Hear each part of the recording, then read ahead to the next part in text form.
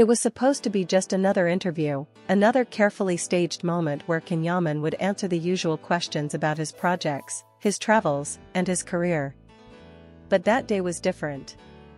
The lights were brighter, the camera seemed closer, and the question, that one question, cut through all the noise.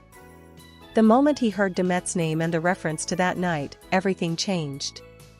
You could almost see it in his eyes before he even spoke. His jaw tightened, his breath slowed, and for a split second, he looked away, as if searching for something, or perhaps hiding something. Then, when he finally began to speak, his voice wasn't steady. It wasn't the confident, charismatic tone that fans had grown accustomed to. Instead, it trembled, just enough for anyone paying attention to feel the weight of what was about to come. That night, he began, and then paused, almost as if the words were stuck somewhere between his throat and his heart. It's not something I talk about often. Not because I've forgotten, but because I can't forget. The room fell silent. Even the interviewer leaned in, sensing that this was no ordinary answer.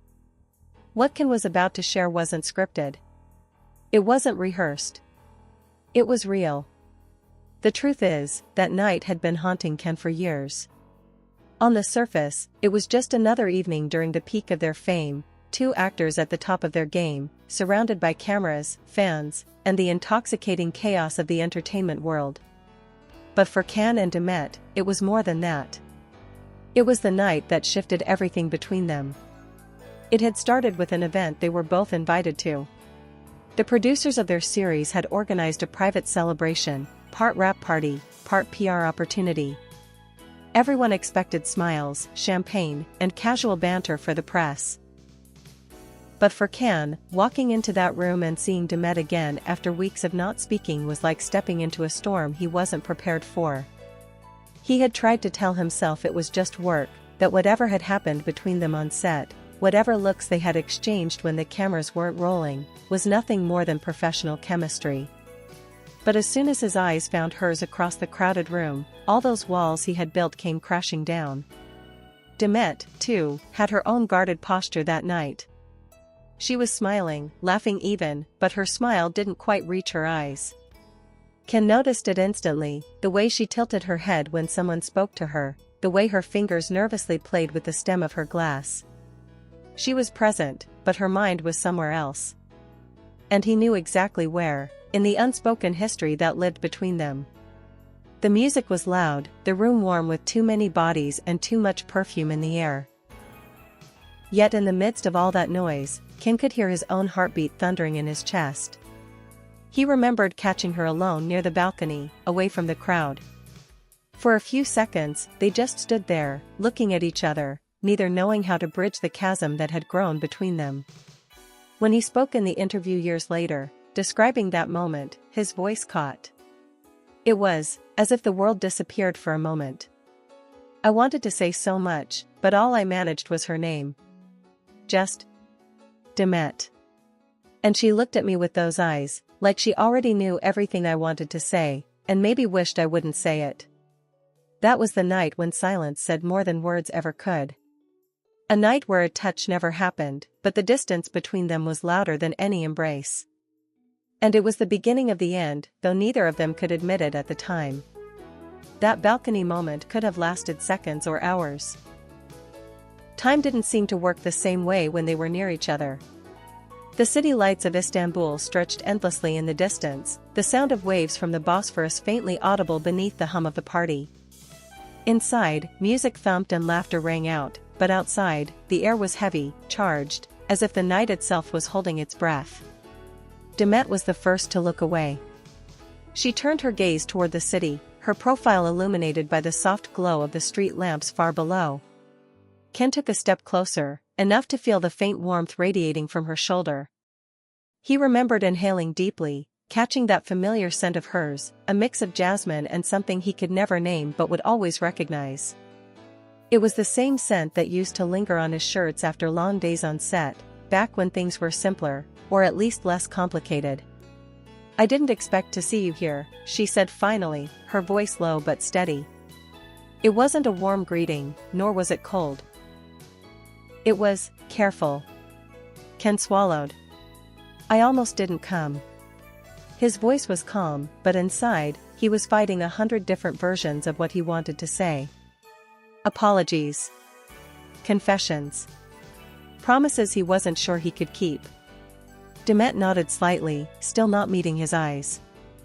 But you did. And that was the thing about them, they were always drawn back into each other's orbit, no matter how far they drifted. That night was proof of it.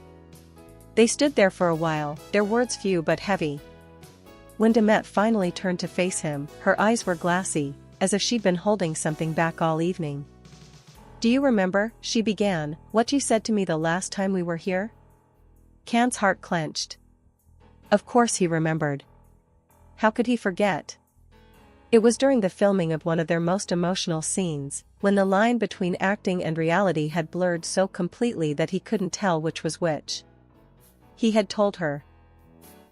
Off camera, in a voice that wasn't part of the script, if this were real, I wouldn't let you go. Looking at her now, standing in the same place, he wanted to repeat those words. But things had changed. There had been misunderstandings, harsh words, long silences. Too much had been left unsaid, and yet too much had already been said. Instead, he just smiled faintly and said, I remember.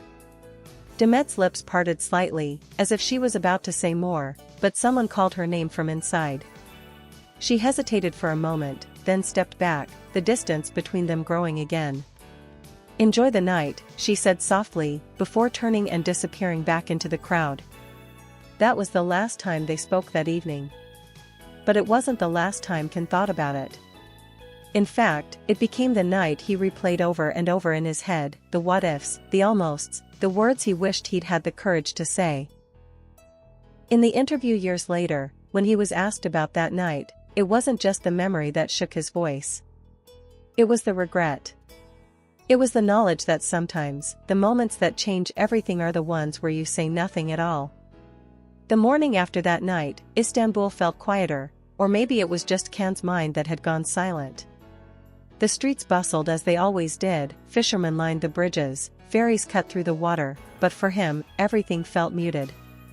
The laughter and music from the previous evening still echoed faintly in his head, but louder than all of it was the sound of Demet's voice when she'd said, enjoy the night. He knew what she meant. It wasn't a dismissal, it was self-protection. A way of closing the door without slamming it. But for Can, it felt like an ending he wasn't ready for. The press didn't waste any time. By the next day, entertainment blogs were already posting blurry photos from the party. Can by the balcony, Demet nearby, both of them looking serious. Headlines bloomed across social media, tension between Can Yaman and Demet Özdemir, what happened at the party everyone's talking about, the look that said everything. Fans dissected every frame of the photos, analyzing their body language like detectives on a case. Some swore they saw longing in Can's eyes, others claimed Demet's half-smile was the kind that hides heartbreak. No one knew the truth, but everyone had a theory. For weeks after, they avoided each other publicly. It wasn't that they didn't cross paths, they were still in the same industry, often invited to the same events, but when they did, they kept conversations polite and short, like two people who shared a past they didn't trust the world with. Privately, though, it was different. Can would find himself scrolling through old photos late at night. Behind-the-scenes snapshots from their drama set, stolen moments between takes, candid smiles that were never meant for the public. Sometimes he would type a message to her, his fingers hovering over send, before deleting it entirely. Demet wasn't immune to these ghosts either. Friends noticed how quiet she became when his name came up, how she'd change the subject or take a sip of her drink before answering. One close friend recalled, it's not that she doesn't want to talk about him. It's that she's afraid of what will come out if she does. In the interview years later, when Can's voice shook, it wasn't just about that night.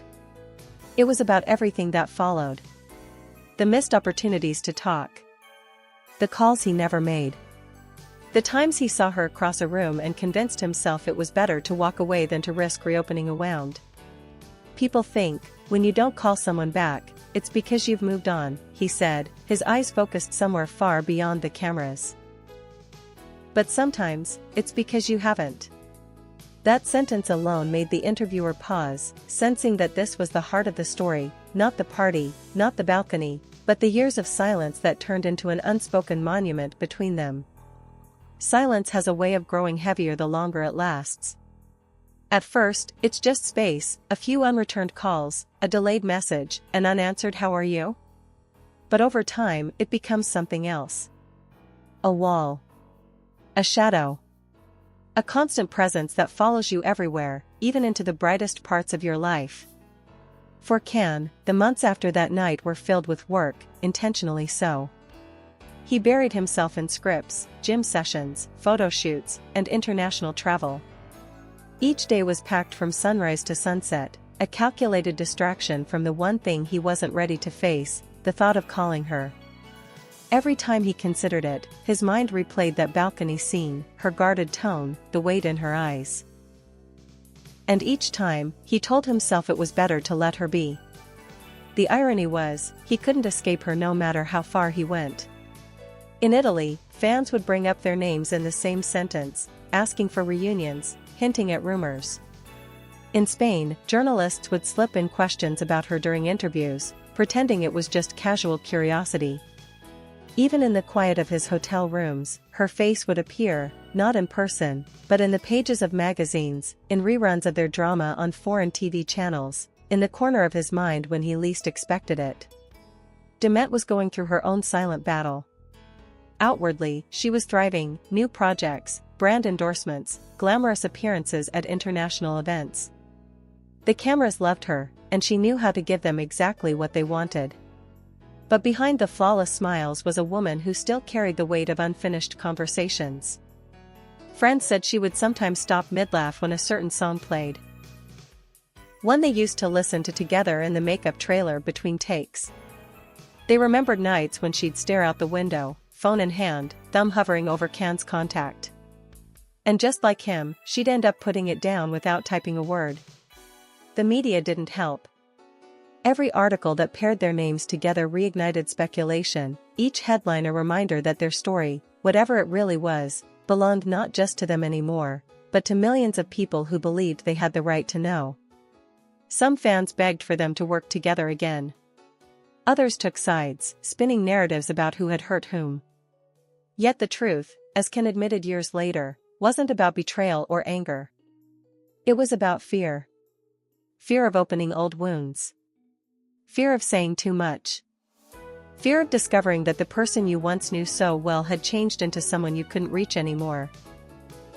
"I thought time would make it easier," Can said in that now famous interview, his voice still carrying that same tremor. But it didn't.